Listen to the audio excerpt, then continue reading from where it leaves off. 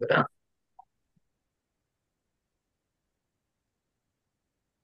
जय जय जय नमोस्तु नमोस्तु नमोस्तु। नमो ओरियंताणं नमो सिद्धाणं नमो आर्याणं नमो वज्राणं नमो वे सर्वसावणं। मंगलम भगवान वीरो मंगलम गौतमो गणी मंगलम कुंद कुंदाद्यो जयं धर्मोस्तु मंगलम। सर्वमंगल मांगल्यं सर्वकल्याणकारिणं पुण्यं सर्वधर्ममणं जयनं जयतु अच्छा। आश्रम। तो काम कर देगा। नत्वा जिनेन्द्रं गतसर्वदोषं सर्वगदेवं हितदर्शिकं च श्रीजैनसिद्धान्तप्रवेशिकेयं विरचते स्वल्पे यामिताय कर्म स्वरूप को जान कर कर्म स्वभाव पहचान अकर तत्व को भोग कर भय सिद्ध भगवान सिद्ध भगवान। हम्म। श्री जैन सिद्धांत प्रवेश का ग्रंथ गोपाल दास जी प्रिय का रचित चल रहा है इसके अंदर। और इसके अंदर अपनी परिभाषाएं चल रही हैं कर्म की। कर्म के स्वरूप का वर्णन चल रहा है अपना, है ना। तो कर्म के अंदर पढ़ा था हमने जीव के कितने भेद हैं। संसारी जीव किसे कहते हैं, मुक्त जीव किसे कहते हैं, कर्म किसे कहते हैं, कर्म बंध के कितने भेद हैं, चार प्रकार के कारण में से कषाय जो बंधन होता है वो कैसे होता है, प्रकृति बंध किसे कहते हैं। प्रकृति बंध का ही वर्णन चलेगा परिभाषाओं के अंदर। तो प्रकृति बंध के अंदर पहली परिभाषा है प्रकृति बंध किसे कहते हैं। दूसरा था प्रकृति बंध के कितने भेद हैं।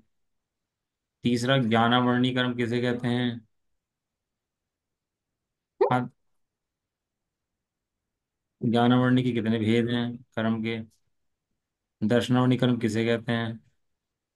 दर्शनावरणी कर्म के कितने भेद हैं। वेदनीय किसे कहते हैं। वेदनीय कर्म के कितने भेद हैं। मोहनीय किसे कहते हैं। मोहनीय कर्म के कितने भेद हैं। दर्शन मोहनीय कर्म किसे कहते हैं। दर्शन मोहनीय कर्म के कितने भेद हैं। मिथ्यात् कर्म किसे कहते हैं। सम्यक मिथ्यात् कर्म किसे कहते हैं। सम्यक प्रकृति किसे कहते हैं। चारित्र मोहनीय कर्म किसे कहते हैं। चारित्र मोहनीय कर्म के कितने भेद हैं। कषाय वेदने के कितने भेद हैं। नो कषाय वेदने के कितने भेद हैं। अनंतानुबंधी क्रोध मान माया लोग किसे कहते हैं। यही पढ़ते हैं ना अपन लोग। ये जो नौ कसाय में जो ये था ना, रति अरति, ये क्या होता है जी? रति माने राग, रति माने द्वेष। किसी के प्रति राग करना से बोलता है रति। किसी से लड़ाई होगी भैया हम नहीं बात करते तुम्हारे से, देखना पसंद नहीं करता। ए देख सका का भाव उसे बोलता है अरति भाव। और रति में जैसे महिला हो अपने बच्चे हों तो बहुत प्रेम उमड़ता हो तो रति है। और मोह में और रति में फर्क है। एक मोह है, एक रति है। ये तो मोह हुआ ना कि देखो भाई अपने बच्चे से प्रेम है, हिरण को अपने बच्चे से प्रेम है, भैंस को अपने बछड़े से प्रेम है, माता को अपने बच्चे से प्रेम है, तो ये तो मोह हुआ। कहते ही आवाज कम आ रही है क्या। थोड़ी सी कम आ रही है। आवाज क्यों कम आ रही है भाई, आवाज तो पूरी आनी चाहिए। हेलो, हेलो, अब आ रही है। हाँ जी। उसको हाथ में कैसे पकड़ा जाए तो। थोड़ा सा ऊपर लगा लो। अब आ रही है। हाँ जी। अब सही है। हाँ जी। रति में और मुंह में फर्क है। यहाँ लोग जो दुनिया समझती है ये जो माता का प्रेम होता है इसको मोह बोलते हैं। मोह इसको नहीं बोलते। तत्वों के संबंध में अज्ञान इसको मोह बोलते हैं। अपने स्वरूप के संबंध में अज्ञान, इसको मोह बोलते हैं। अपनी अनंत सुख सुख संपदा के संबंध में अज्ञान, इसको मोह बोलते हैं। हो सकता है माता को पुत्र से बहुत प्रेम, अपने बहुत प्रेम, लेकिन मोह ना हो। ऐसे कैसे हो सकता है कि तत्व ज्ञान हो और मोह ना हो? लेकिन ऐसा मोह ना होने के बाद भी रति हो, तो रति जो है वो नौ कषाय वेदने का कर्म है। वो मोहनी कर्म नहीं है। मोहनी मतलब दर्शन मोहनी कर्म नहीं है। दर्शन मोहनीय माने अपने से द्वेष, और चारित्र मोहनीय माने दूसरों से राग या द्वेष। दूसरों से दो चीज खड़ी होती है ना, या तो बाहर की वस्तु में राग होगा, या बाहर की वस्तु में द्वेष होगा। दो चीजों में से एक चीज खड़ी हो जाएगी। लेकिन यहाँ क्या है, वस्तु स्वरूप में ज्ञानता, छह द्रव्य सात तत्व इनके जानता ही नहीं है। यहाँ जैन दर्शन में इसको मोह बोला जाता है। ये बहुत मोही प्राणी है, और जो मोही है सो पापी है। पापी है सो मोही है, ऐसा नहीं है। पाप तो पाप कर्म में हो सकता है, अरति हो सकती है, जुगुप्सा हो सकती है पाप कर्म, पाप हो सकती है। लेकिन यहाँ जो मोह बैठा है ना, वो जो अज्ञानता बैठी है ना स्वरूप के संबंध में, इसका नाम पाप है वास्तव। ठीक है। नौ कषाय वेद में कितने भेद हैं, हो गए थे ना ये। और अनंतानुबंधी क्रोध मान माया लोभ किसे कहते हैं, अपन लोग यहीं पढ़ते हैं। हाँ। हाँ। यहीं पर थे। हाँ। जो कर्म आत्मा के स्वरूपा चरण चारित्र को घातता है, उसे अनंतानुबंधी क्रोध मान माया लोभ कहते हैं। यानी कि स्वरूप में रमण करने से रोकता है। किसके स्वरूप में रमण करने से रोकता है? कि आत्मा के स्वरूप में रमण करने से रोकता है। किसको रोकता है? कि आत्मा को रोकता है। आत्मा को आत्मा में रोकता है, बताओ कमाल कर दिया। आंखों पे पट्टी बांध ली कोई अपनी, तो बताओ आंखें देखती नहीं देखती? आंख उस समय देखती नहीं देखती जब पट्टी बांध लेता है? आँख तो देखते हो, कुछ दिखता नहीं। देखती तो है, और पट्टी को देखती है, लेकिन जो वास्तविक स्वरूप बाहर का है उसको नहीं देख पाती। सारा वस्तु स्वरूप जो बाहर का है, एक पट्टी ने क्या काम करा? उसका देखना रोक दिया। क्या रोक दिया उसका?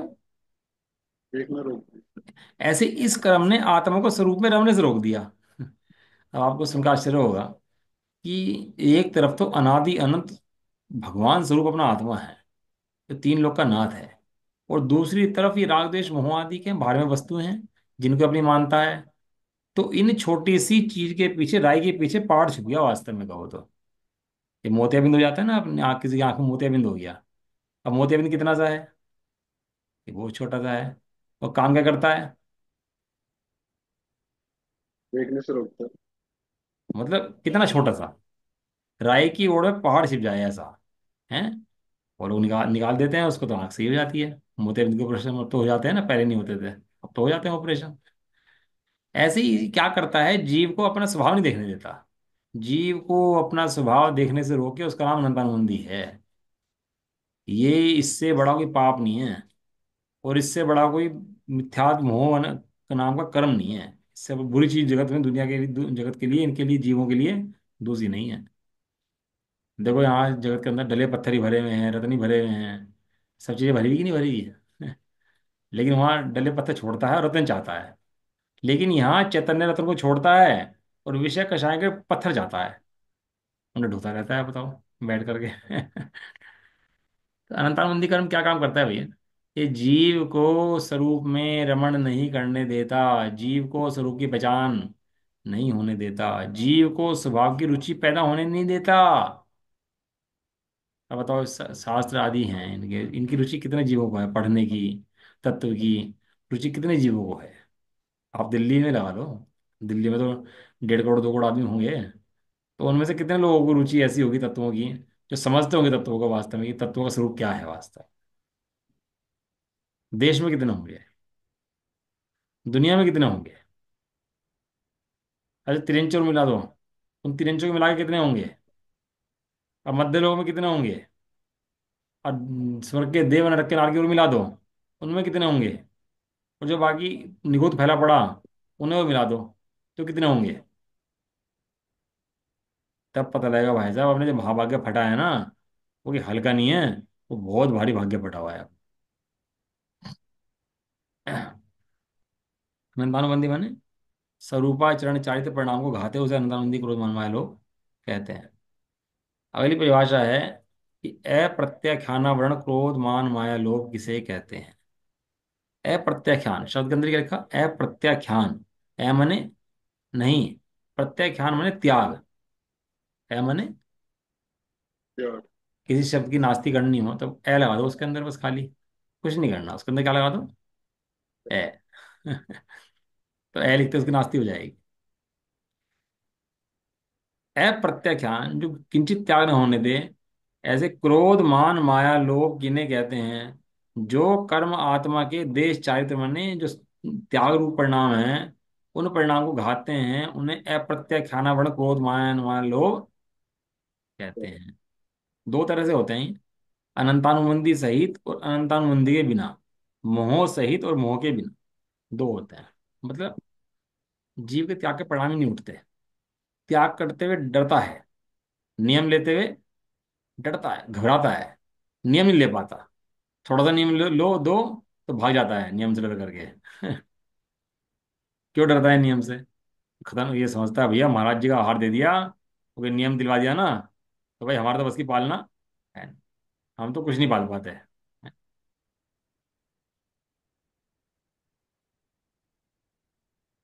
लेकिन इसे पता नहीं है कि ये नियम, आज तुम नियम की रक्षा करो, नियम तुम्हारी रक्षा करेगा। इस भव में तुम नियम की रक्षा करो, अगले भव में नियम तुम्हारी रक्षा करेगा। और इस भव में नियम ना लो तो अगले भव में नियम के अभाव में दुर्गति का पात्र बन जाएगा। इस नियम का ऐसा कमाल है। बहुत से लोग क्या करते हैं कि नियम तो लेते नहीं है और कुछ खाते पीते भी नहीं है, अनछना पानी भी नहीं पीते, आलू भी नहीं खाते, ये नियम भी नहीं लेते। तो पुरुषार्थ सिद्धि उपाय के अंदर एक सूत्र दिया, कल एक अच्छा श्लोक दिया उसके लिए आचार्य अमरचंद देव ने। उसमें लिखा कि सोया हुआ बिलाव है, तो सोया बिलाव चूहा खा रहा है क्या, कुछ हिंसा कर रहा है क्या, सोया बिलाव। लेकिन सोया हुआ बिलाव हिंसक है कि नहीं। दूसरी भाषा में समझ लो, सोया हुआ आतंकवादी आराम से बैठा है, अच्छी अच्छी बातें कर रहा है, खाना खा रहा है, तो उस समय वो आतंकवादी है कि नहीं है। क्षत्रिय है, सो रहा है क्षत्रिय, खाना खा रहा है, कुछ भी कर रहा है क्षत्रिय, तो क्षत्रिय हरदम क्षत्रिय है कि नहीं है। ऐसे ही जिसने नियम नहीं लिया उसके परिणाम रुकते नहीं है। नियम लिए बिना परिणाम चलायमान रहते हैं, चंचल रहते हैं, प्रसंग पड़ते ही वैसा परिणमन हो जाता है। तो ये नियम ना लेने दे, उस परिणाम को कहते हैं प्रत्याख्यान क्रोध मान माया और।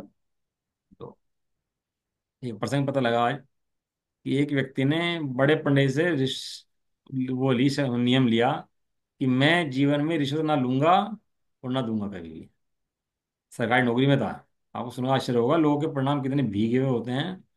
मतलब हाँ, देख के पता लगे इन लोग आदर्श बनने लायक हैं वास्तव में। सरकारी नौकरी में उसके अधिकारी ने उससे किसी काम के लिए 1.5 लाख रुपए मांगे। कहने लगा भाई मेरा नहीं है, मैं रिश्वत नहीं दूंगा। रिश्वतें दी, उसकी सर्विस टर्मिनेट कर दिया। घर में बच्चे पत्नी, सोचो अगर हमारी नौकरी जाती हो और हमें रिश्वत देनी पड़ रही हो तो क्या करेंगे अपन लोग। उसने भाई साहब नियम लिया हुआ था, रिश्वतें दी, टर्मिनेट हो गया। आज दुकान चला रहा है अपनी, काम कर रहा है अपना, लेकिन नौकरी छोड़ दी वो वाली। उसने सरकारी नौकरी थी उसकी। नियमों की खातिर लोग क्या क्या कर देते हैं आप सोच भी नहीं सकते अपन लोग। ये प्रदीप छाबड़ा, ये पूरा छाबड़ा और ये हैं जो छाबड़ा जी हैं, दो पति पत्नी, अमेरिका में एक तो चार्ट अकाउंटेंट अमेरिका में, और एक माइक्रोसॉफ्ट के अंदर इंजीनियर। गवर्नमेंट सार जी पकड़ लिया। इतना आनंद आया पढ़ के उनको, इतना आनंद आया कि 6-7 साल तो अभ्यास करा वहां पर गवर्नमेंट सार जी का, इनके ग्रंथों का। और जब उपयोग ज्यादा रम गया तो नौकरी छोड़कर भारत में आ गए और ग्रंथों की रचना करी। गवर्नमेंट सार जी के चार्ट बना दिए, गुणसान के चार्ट बना दिए, जीव कांड के, कर्म कांड के। ये करने लायक काम है वास्तव में, हम समय कहाँ खराब कर रहे हैं अपना विषय भोगों में। लेकिन बात ये चल रही है, किंचित नियम ना लेने दे, किंचित त्याग न करने दे, वो अप्रत्याख्यानावरण कषाय है। अनंतानुबंधी कषाय है जो अपने स्वरूप का ज्ञान न होने दे। लेकिन अपने स्वरूप का ज्ञान तो हो गया, जान लिया भाई हम स्वरूप में कैसे हैं, कैसे क्या हैं, हम आत्मा हैं, अमूर्तिक हैं, चैतन्य प्रदेशों के पुंज हैं, ज्ञानादि गुणों के धारी हैं, अमूर्तिक है। अमूर्तिक माने, अमूर्तिक माने मूर्ति मतलब किसी की कोई मतलब कोई हाँ जी आकार ना जी। हो जिसका। नहीं, गलत। पढ़ा दिया सब आपको। अभ्यास नहीं करते ना, इसलिए दिक्कत आती है। अमूर्ति के माने, मूर्ति को बोलते हैं पुद्गल को। मूर्तिक द्रव्य कौन सा है? पुद्गल द्रव्य है, जो दिखता है। ये ये जो चल दिखता है ना हमारे को, ये सब मूर्तिक है। और आत्मा है अमूर्तिक। अमूर्तिक माने इमोर्टल, जिसका कोई छू नहीं सकता, उसको कोई हटा नहीं सकता। अभी कोई किताब उठानी हो, ये किताब उठानी है, तो आत्मा उठा सकता है क्या ये किताब? ये बताओ आप मुझे। नहीं। क्यों? ठीक है। क्यों नहीं उठा सकता आत्मा? तो क्योंकि आत्मा अमूर्तिक है। अब आकाश के प्रदेश से कहो आपकी भैया ये उठा दे, उठा देगा क्या? हम्म, नहीं उठा सकते ना। ऐसी आत्मा आकाश की भांति निर्लेप है, अमूर्तिक है। मैं आत्मा मैंने, किसी थर्ड पर्सन की बात नहीं है, फर्स्ट पर्सन में बात कर रहा हूँ। आत्मा मैंने मैं मैं कैसा हूँ? शरीर आदि से भिन्न, ज्ञान आदि गुणों का धारी अमूर्तिक हूँ। तो कहे खाना खा के उठा के रख दे, तो खाना के पकड़ने के लिए पहले तेरे मूर्ति को होना पड़ेगा, तब पकड़ पाएगा। लेकिन एक द्रव्य कभी स्वभाव छोड़ता नहीं है। मैं अमूर्ति द्रव्य हूँ, छोड़ करके मूर्ति कभी भी होता नहीं। कल्पनाएं कर लेता है अपनी, कि मैंने खाना खाया, मैंने कमाया। कल्पनाओं में लोगों को विचरता है ये चीज। जैसे अप्रत्यय खाना वर्ण क्रोध मान माया लोभ, मतलब जो देश चारित्र मने पंचम गुण स्थान में ना जाने दे। पंचम गुण स्थान का नाम है देश चारित्र। देश चारित्र मने वो त्याग करता है उसके अंदर, कि त्याग नहीं कर पा रहा। आत्मा जान लिया अपना, लेकिन अभी त्याग रूप परिणाम नहीं हो पा रहे उसके। ये राजा आदिनाथ थे, रामचंद्र जी थे, भरत चक्रवर्ती थे, बाहुबली थे, ये जितने नाम सुनते हो ना आप, राज्य तो भोग रहे थे और त्याग भी नहीं करा था। और सम्य दृष्टि भी थे, और क्षयिक सम्य दृष्टि थे। तो उनको कौन सी कषाय का उदय था? अप्रत्यय खानावरण क्रोध मान माया लोभ का उनको उदय था। जिस समय आदिनाथ भगवान राज्य कर रहे थे, कितने साल तक राज्य करा? 83 लाख पूर्व वर्ष तक। कितने तक? 83 लाख। 83 लाख या फिर पूर्व। पूर्व अवस्था। उनकी आयु थी 84 लाख पूर्व। राज्य करा 83 लाख पूर्व वर्ष तक। तो वैराग्य प्रसंग क्या बना था उनका?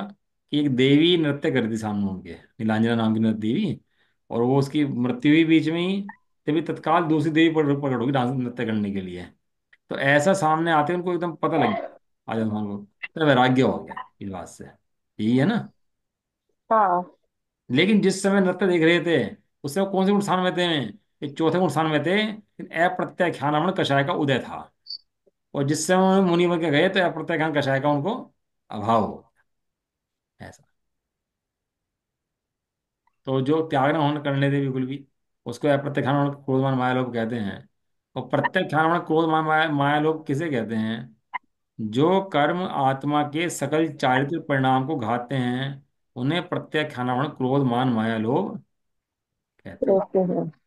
देखो, एक तो मुनराज होते हैं, एक श्रावक होते हैं, एक गृहस्थ होते हैं। तीन चीजें होती हैं। क्या क्या बोली? मुनिराज, हैं। श्रावक, और गाँव और से। गृहस्थ। मुनिराज माने सकल चारित्र के धारी, महाभारत धारी, जिनके महाभारत होते हैं।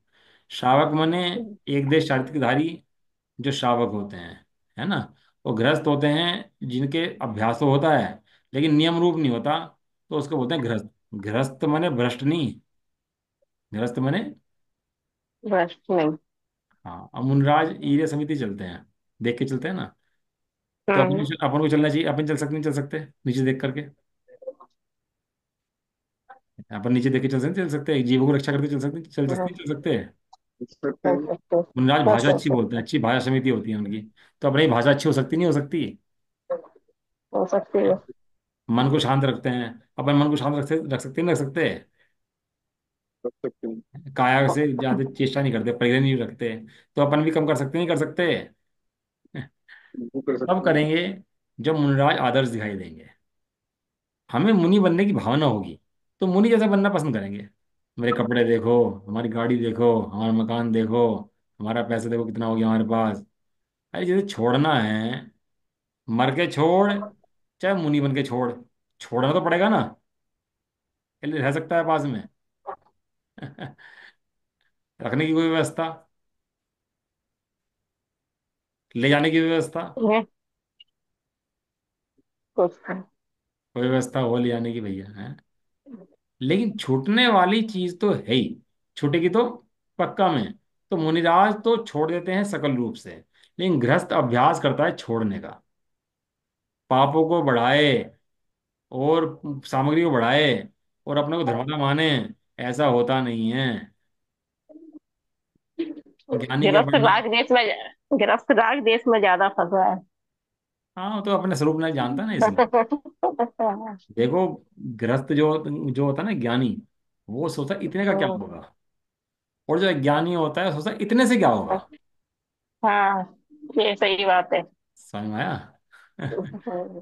इतने का क्या होगा, वो इतने से क्या होगा। देखो सोच का फर्क देखो आप, जितना है वो सोच रहा ज्यादा है, छोड़ूं कैसे। अज्ञानी सोच रहा है कि इसको बढ़ाऊं कैसे। ज्ञानी सोचता है सही है। परिणाम कैसे बचाऊं, अज्ञानी सोचता है परिणाम तो छोड़ो, मुझे परिणाम की चिंता नहीं है, धन कैसे बढ़ाऊं, भोग कैसे बढ़ाऊं। ये फर्क है दोनों के अंदर। तो मुनिराजों को सकल चारित्र होता है, सब कुछ छोड़ के मुनिराज बन जाते हैं। और श्रावक कुछ छोड़ता है, गृहस्थ छोड़ नहीं पाता। दृष्टि छोड़ने की है, दृष्टि हे पन्ने की ही है, आनंद पूर्वक नहीं भोगता। कैसे, जैसे कमल, कीचड़ के अंदर कमल रहता, कीचड़ के अंदर है, लेकिन कीचड़ रूप नहीं होता। कीचड़ रूप हो जाता है क्या। सोना पानी में पड़ा हो, तो सोना पानी में जंग लग जाती है क्या सोने को, पड़े पड़े।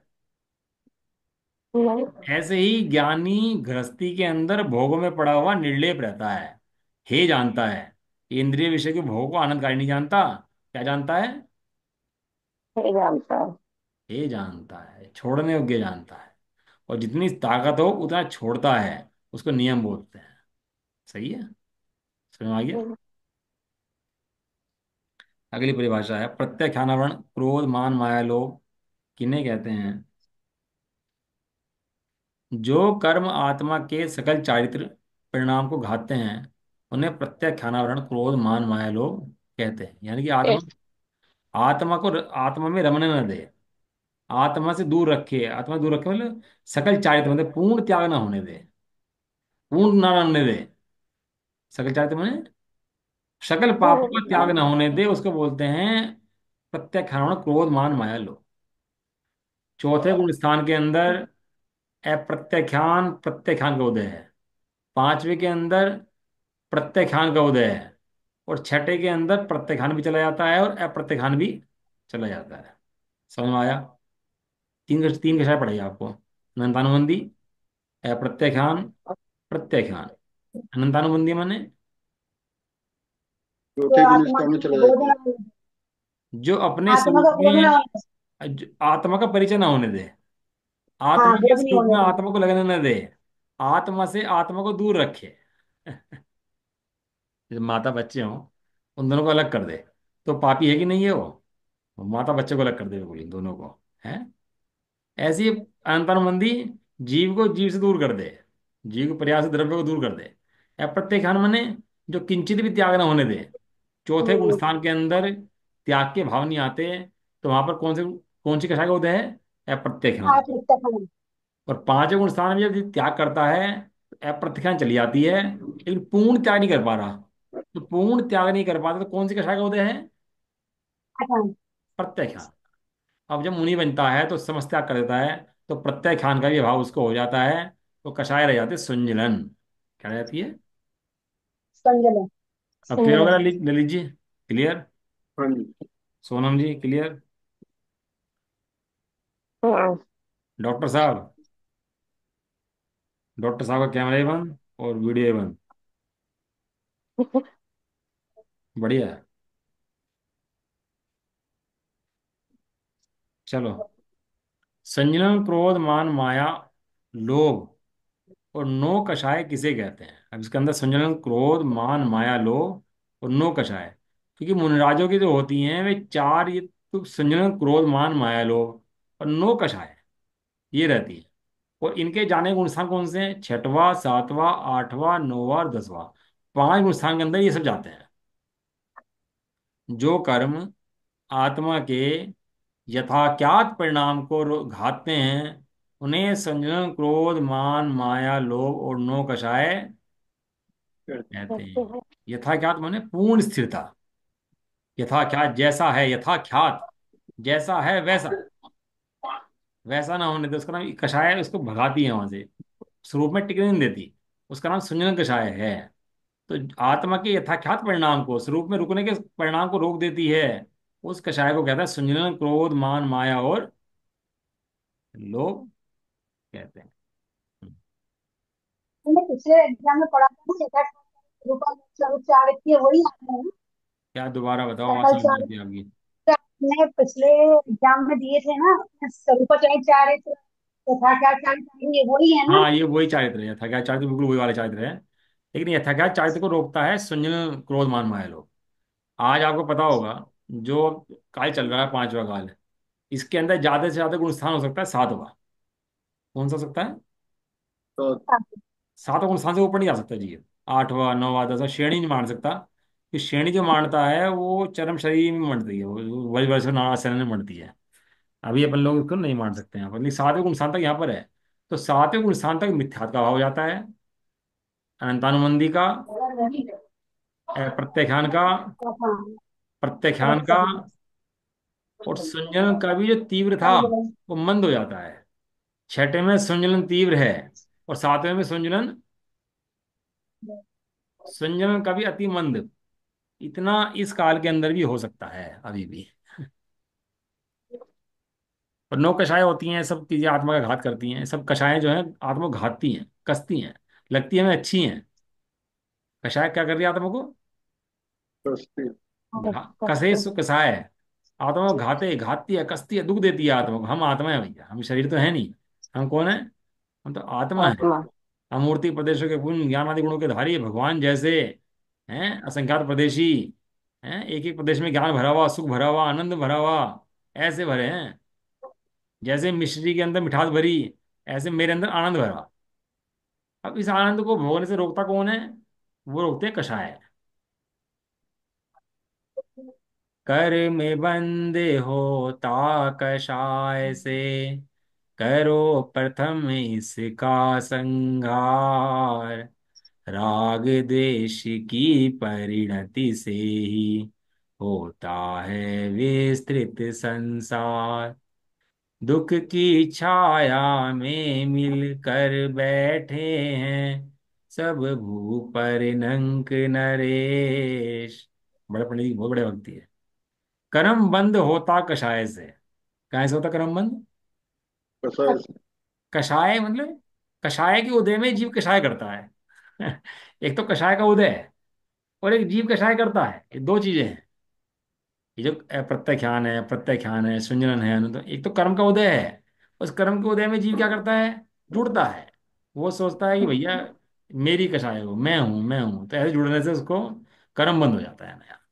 अनादिकाल से कर्म की संतति का यही कारण है। नीचे लिखा है एक नंबर में, यद्यपि संजनन कषाय और नौ कषाय में अंतर है। कषाय थी ना, 25 कषाय थी ना, चार चार के चार जोड़े, और नौ कषाय बाद में। अब यहाँ पर दोनों इकट्ठे पकड़ लिए, संजनन भी और नौ कषाय भी। तो कह रहे संजनन कषाय और नौ कषाय में अंतर है, तथापि दोनों का अभाव साथ साथ होता है।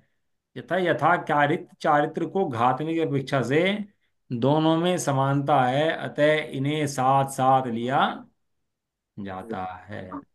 इसके पूरे भेद हैं, कौन से गुण स्थान में कौन सी कषाय चली जाएंगी, कौन सी नौ कषाय चली जाएंगी, वो भेद है। 10वें गुण स्थान का नाम क्या है? बताओ, याद करो भाई, देखो क्या है, अपन लोगों को मोक्ष जाना है, तो बेसिक नॉलेज तो, इन्फॉर्मेशन तो क्लियर होनी चाहिए अपने को। ए आ तो पढ़नी चाहिए। हैं, अब बच्चों को ए आ ना पढ़ाओ, और उसे आप पढ़े पढ़ा दो बड़ी बड़ी, तो कंफ्यूजन हो जाए। A 1 2 3 10 तक अल्फाबेट तो पढ़नी चाहिए। गुण स्थान के नाम कोई बहुत बड़ी चीज नहीं है, बता दूंगा तो 1 मिनट में समझ में आ जाएंगे, लेकिन आप खुद से याद करो उनको। गुणस्थान खोल के इंटरनेट पे सब कुछ है आज के टाइम में, तो गुणस्थान का नाम याद कर लेना। कल सुनूंगा मैं गुणस्थान का नाम आप लोगों को। ठीक है, ले लीजिए सोनम जी। ठीक। हम्म। बाकी जितने हाँ लोग बैठे जी। हुए हैं, है ना, जितने कैमरा का हॉबी भी है, वो सब भी गुणस्थान का नाम याद कर लो, और कल सुनाना मुझे गुणस्थान का नाम, ठीक है ना? ठीक। हाँ। ऐसा।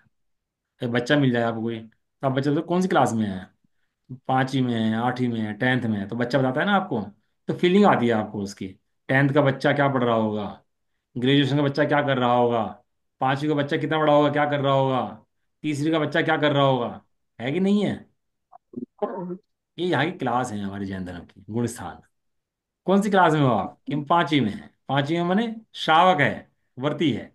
छठी में है मतलब मुनिराज है। सातवीं में है मतलब मुनिराज अंदर रम रहे हैं अपने स्वभाव के अंदर है। बारहवीं में है मतलब बारहवीं में मतलब वो मुनिराज, निरंतर। हाँ स्वरूप में रम निरंतर। गए। और 13वें में मतलब सिद्ध। अनंत बन गए 13वें में। ऐसे एकदम तुरंत गुण स्थान का नाम आते ही याद अपन पता लगना चाहिए कि हम क्या कह रहे हैं इसके अंदर, गुण स्थान के अंदर। चौथा, पांचवा, छठा, सातवां, ज्यादा नहीं है, 14 ही है बस खाली। फिर 12th तक का कोर्स होता है, उसके बाद ग्रेजुएशन, उसके बाद पोस्ट ग्रेजुएशन। पहले तो यही था, अब तो मास्टर डिग्री तो अब आई है। पहले इतना ही बहुत था, पहले ग्रेजुएशन और पीजी कर लिया आपने, पोस्ट ग्रेजुएशन पर इतना तो कोर्स होता था, है ना। ऐसे ही यहाँ पर है, 12 गुण तक मुनिराज, 13वां ग्रेजुएशन में मुनि अनंत, और 14वें में सिद्ध ऊपर चले जाते हैं बस। ऐसा। ये सब जितने ने कोर्स उठाए ना, वे हमारे से उठाए हैं, कि हमें पता नहीं है वास्तव में, बात ये है। चलो ये है ना। दोनों का साथ साथ अभाव होता है, तथा यथाख्यात चारित्र को घातनीय अपेक्षा से दोनों में समानता है। अतः इन्हें साथ साथ लिया गया कि स्वरूप को दोनों घातने में बराबर घातते हैं, और जाते भी साथ ही हैं, दो हैं, साथ ही रहते हैं, साथ ही घातते हैं और साथ ही जाते हैं, इसलिए एक साथ इनको ले लिया। अगली परिभाषा, आयु कर्म किसे कहते हैं। जो कर्म आत्मा को नरक, तिर्यंच, मनुष्य और देव के शरीर में रोक कर रखता है, उसे आयु कर्म कहते हैं। अर्थात आयु कर्म आत्मा के अवगाहन गुण को घातता है, ठीक है ना, रोक के रखता है। और जब आयु कर्म खत्म हो जाता है तो जीव निकल जाता है। अब तो डॉक्टर जिंदगी बचाता है कि नहीं बचाता, तो डॉक्टर साहब बताओ, आप जिंदगी बचाते नहीं बचाते किसी की, मरीज की। हम्म। नहीं जी, बिल्कुल नहीं। जो डॉक्टर करता भगवान, तत्समय डॉक्टर तो की भगवान का योग्यता रूप है। करता जी। हैं। वो करता तत्समय की योग्यता से होता। अरे वाह, गजब, बहुत बढ़िया। ऐसी उम्मीद है, क्लास में आपको आते हुए 2 साल हो गए मेरे ख्याल से, आपसे ऐसी आंसर की उम्मीद थी, अच्छा आंसर है ये आप। तो पहले 2 महीने में सीख गया था जी मैं। हाँ बढ़िया। देखो क्या है, आयु कर्म रोक के रखता है। डॉक्टर भगवान का रूप होते हैं, डॉक्टर भगवान होता है, कोई भगवान नहीं है यहाँ पर, कोई बचाते नहीं किसी को। सब आयु कर्म से जीते हैं और आयु कर्म से मरते हैं। अब यदि किसी को बचाना होगा तो आयु कर्म देना पड़ेगा, और किसी को मारना पड़ रहा होगा तो आयु कर्म हरना पड़ेगा उसका, जब तो मर पाएगा। लेकिन आयु कर्म तो दे सकता नहीं, आयु कर्म तो हर सकता नहीं। तो तू ये कैसे कहता है कि मैंने बचाया और मैंने मारा, ये बता दे।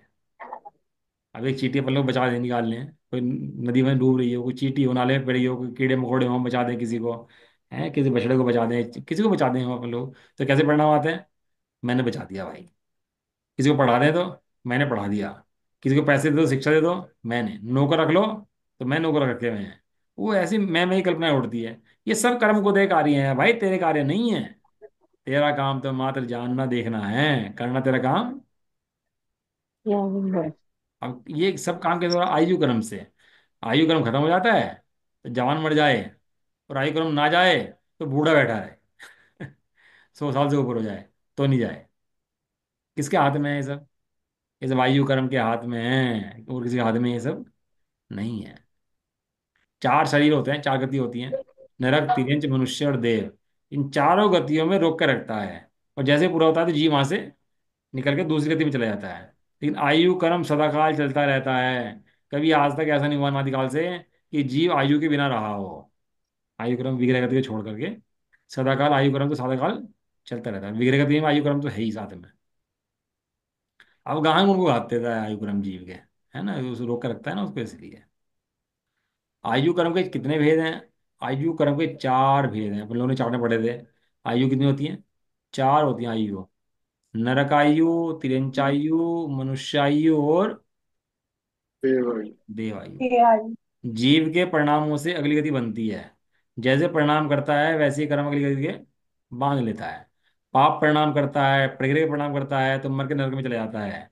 और पुण्य प्रणाम करता है तो मर के स्वर्ग में चला जाता है, देह में चला जाता है। और तत्व ज्ञान का प्रणाम करता है तो स्वर्ग में जाकर के मोक्ष चला जाता है।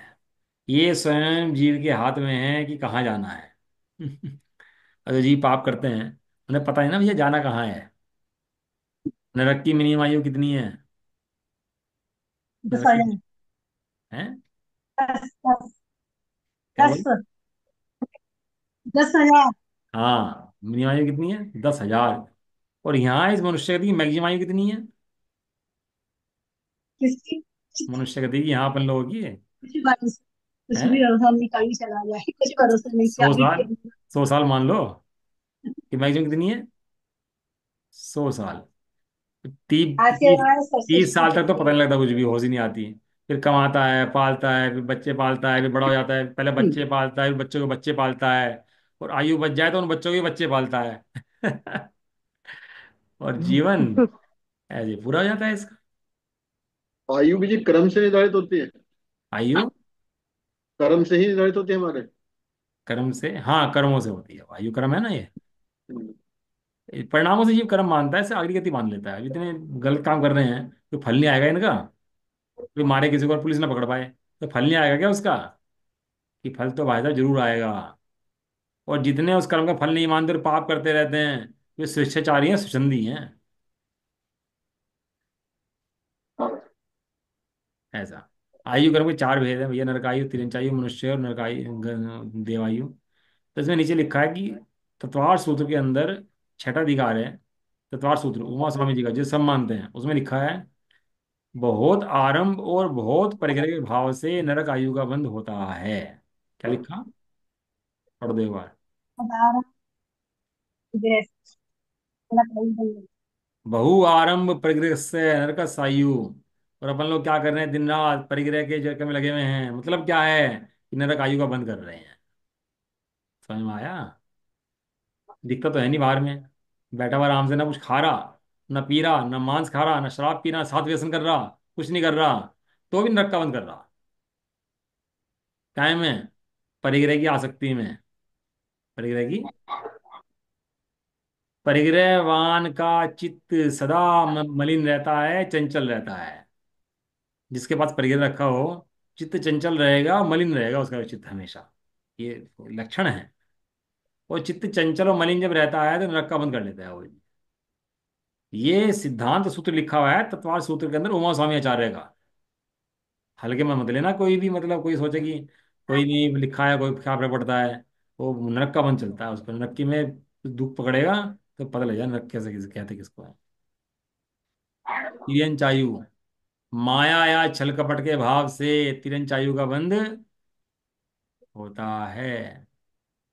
माया छल कपट, निंदा चुगली, अपनी प्रशंसा है, इधर की उधर लगा दे, है सारे दिन अपने कषायों के लिए कुछ भी कर दे। इन सब से तिर्यंच आयु का बंद होता है, जीव तिरंच गति में चला जाता है। आज देखो आप, भिखारी घूम रहे हैं, गरीब घूम रहे हैं, किसी का पैर कटा है, किसी का हाथ कटा है, किसी की आंख फटी फूटी है, कोई गरीब है, कोई फटे कपड़े पहन रहा है।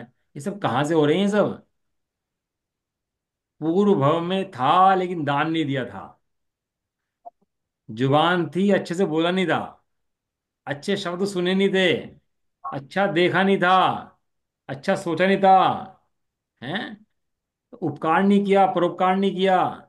उन सबके फल में ऐसी दीनहीन फिरते हैं। काम वालियां देखो कैसे घरों में काम बर्तन मांजती फिरती हैं। अपने घर के बर्तन नहीं मांजे और दूसरे घर घर के बर्तन नहीं मांजे, बताओ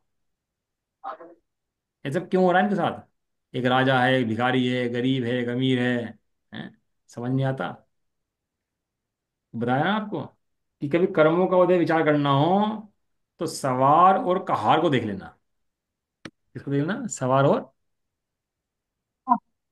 कहार। एक रिक्शा चला रहा है, एक पीछे बैठा है। क्यों भाई? दोनों तो मनुष्य हैं। डिफरेंस कहाँ से आ गया दोनों के अंदर? एक सवार है, एक कहार है। ये फर्क कर्मों कर्मोदय से। का है। और कर्मोदय कहाँ से आए हैं? ये परिणाम से आए। एक को गाली सुन के पैर खाने को मिल रहा है, एक को सहजता में पीछे पीछे घूम रहा है। ये सब कहाँ से आ रहे हैं सब? ऐसा जान करके परिणाम सुधारने का उपाय करना, परिणाम मत बिगाड़ना, ज्यादा कषाय नहीं करना, राग द्वेष का अभाव करना, बहुत आरंभ परिग्रह की बुद्धि का अभाव करना। ऐसा। हम्म। बहुत आराम मतलब क्या है जी? बहुत आराम मने सामान इकट्ठा करना, जरूरत है नहीं, कपड़े इकट्ठे कर लिए 20 जोड़ी, 30 जोड़ी। लेडीज की अलमारी खोली, साड़ी निकल गई 100 जोड़ी। बहुत सी महिलाओं को अहंकार देखो, इतनी जो सैंडल और इतनी कपड़े, अपने भी जेंट्स के भी सब थोड़ा लेकिन कम होता है जेंट्स का। और स्त्री का इतने इतने मतलब सामान, इतने अंगूठियां, इतनी इतनी चप्पल, इतना मेकअप का सामान, इतना, और जरूरत नहीं है लेकिन फिर भी भरे पड़े हैं। इसे बोलता है बहुत आरंभ। और इस आरंभ से नरक बन जाता है, इस आरंभ से। साईं इतना दीजिए जहाँ में कुटुंब समाये। अरे इतना रख लो भाई जितनी जरूरत है। और फालतू आडंबर रख रख के, और उसमें पाप बनता है सबका, जितने घर में भरे रहते हैं सब चीजें हैं, निकलती हैं नहीं। अरे गरीब को दे दो भैया, इतना गरीब पड़ रहा है घर में, खाली पड़ा 10 10 साल पहना नहीं कपड़ा, और घर में घुसा रखा है उसको 10 10 साल तक। तो नहीं, गरीब, इतना गरीब घूम रहे हैं, सर्दियों में कपड़े इकट्ठे कर रख लेते हैं अंदर, और पहनना है नहीं, और गरीब को भी नहीं देना। ऐसे खाली कपड़े के बारे में, धन के बारे में भी ऐसे ही है। ज्यादा हो तो सड़ेगा ही सड़ेगा भाई। और सड़ेगा नहीं मात्र, तो पाप का बंद करके छोड़ जाएगा। हम्म, ऐसा। अगली है मनुष्यायु और देवायु। मनुष्यायु को नीचे लिखा है, अल्प आरंभ और अल्प परिग्रह के भाव तो स्वाभाविक सल परिणाम से मनुष्यायु का बंध होता है। अब भाई अपना निर्णय अपना आप कर लेना कि कौन सी गति का बंध हमें होना चाहिए। अब अपने अपने परिणाम सबके अपने हाथ में है, अपने परिणाम दो से नहीं छुपे, तो सर्वज्ञ भगवान से, एक अपने आप से। दो से तो नहीं छिप सकते अपने परिणाम, है। इसलिए अपने परिणामों का निर्णय स्वयं करना, और देखना मेरे परिणाम कैसे हैं भैया। और यदि खतरनाक परिणाम हो ना, तो सोचना खतरनाक परिणाम हो तो खतरनाक गति जाता है जी। इसलिए ये लिख रहा, अल्प आरंभ हो, अल्प परिग्रह हो, सरल परिणाम हो, तब मनुष्य गति का बंध होता है। हमने जो मनुष्य गति बांधी है, तो कहीं ना कहीं पूर्व में अल्प आरंभ अल्प परिग्रह किया होगा और सरल परिणाम रखेंगे, तो मनुष्य गति मां के पैदा हुए। आप देखो जब शुक्राणु निकलते हैं मनुष्य के बनने के काल में, तो असंख्यात निकलते हैं उस समय। और असंख्यात में से किसी एक जीव को मनुष्य गति मारने का मौका मिलता है। और जी मनुष्य गति में आता है और पैदा होता है, आयु पूरी मिल जाए उसको, धर्म मिल जाए, अच्छा परिवार मिल जाए, अनुकूलताएं मिल जाएं, तो कितना दुर्लभ है। ये कहीं पाया है तो कोई परिणाम ऐसे किए थे जिससे पाया है। लेकिन आगे मोक्ष जाना हो तो उससे सरल परिणाम करके मनुष्य गति पा के देवगति में जाकर मनुष्य मोक्ष जा सकता है। देवायु, देव सराग संयम। सराग संयम माने चौथा गुण स्थान। संयम असंयम माने पांचवा गुण स्थान। सम्यक दर्शन, अकाम निर्जरा, और बाल तप के भाव से देवायु का बंध होता है। देव चार होते हैं। देव कितने बार होते हैं? चार। कौन कौन से? वैमानिक, ज्योतिषी, भारतवासी, अभियंता। हाँ, ज्योतिषी देव, भवनवासी देव, व्यंतर देव, वैमानिक देव। इनमें तीन जाति के देव जो हैं, भवनवासी, व्यंतर और ज्योतिषी, इनमें तो मिथ्या दृष्टि जीवी पैदा होते हैं। दान दिया, सरलता से रहे, अच्छे से रहे, तो वैमानिक देवों में, जो ऊपर के देवों में उनमें समय दृष्टि पैदा होते हैं, नीचे वो देवों में समय दृष्टि पैदा हो सकते हैं, और मिथ्या दृष्टि पैदा हो सकते हैं। ऊपर वैमानिक देवों में तो समय दृष्टि पैदा होते हैं, ऐसा। तो ये सब अपने संयम के परिणामों का खेल है भैया। इस 10 20 साल के संयम से, 10 20 साल का संयम पाल करके जीव देव ऊपर जा करके मोक्ष प्राप्त कर ले, और इन्हीं को बिगाड़ के खाने पीने में, अभक्ष भक्षण में, अन्याय नीति में, बहु आरंभ परिग्रह में जीवन खराब कर दे, तो अपना जीवन खराब करके नरक में चला जाए, नहीं परिणाम। समझ में आया? इतना परिणामों का खेल है। देखो परिणामों की विचित्रता। इसलिए परिणामों का ऐसा खेल जान करके परिणाम बिगड़ने का भय रखना, और परिणाम सुधारने का उपाय करना। क्या कहा? परिणाम बिगड़ने का परिणाम प्राण सुधारने का उपाय। परिणाम सुधारने का उपाय करना, ऐसा इसीलिए जैन धर्म भैया हमारा जो है ना, ये ऐसी नाव है जो देव से ले आकर मोक्ष में ले जाती है। आज जिवाणी का ही उपकार है जो जीवन में तो धर्म मिल जाता है, नहीं तो कहीं धर्म मिलना मुश्किल है। इसके अलावा सब जगह पाप भरे पड़े, पाप बुद्धि भरी पड़ी है। इसलिए स्वाध्याय मत छोड़ना कभी भी। देव दर्शन, अपना संयम कभी भी छोड़ने योग्य नहीं है, क्योंकि यही हमें देव में ले जाने का माध्यम है, संसार से निकलने का माध्यम है। चलो, निज निधि निज में बता। तुम्हें बताए ये अनंत प्रकार है। उसके लिए जिनवाणी माँ को वंदना सत्य है। नवाणु बोलो। वंदना सत्य।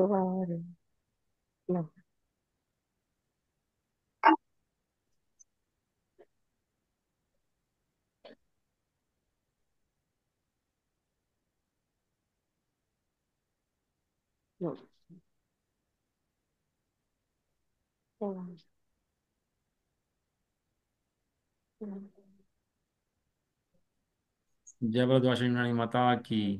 जय हो। जय हो। महान जैन धर्म की। जय जय हो। हो। एक साथ बोलिए। सभी जय को जय। जिनेन्द्र, जय जय। सभी को जय जय जय। जिनेन्द्र, जय।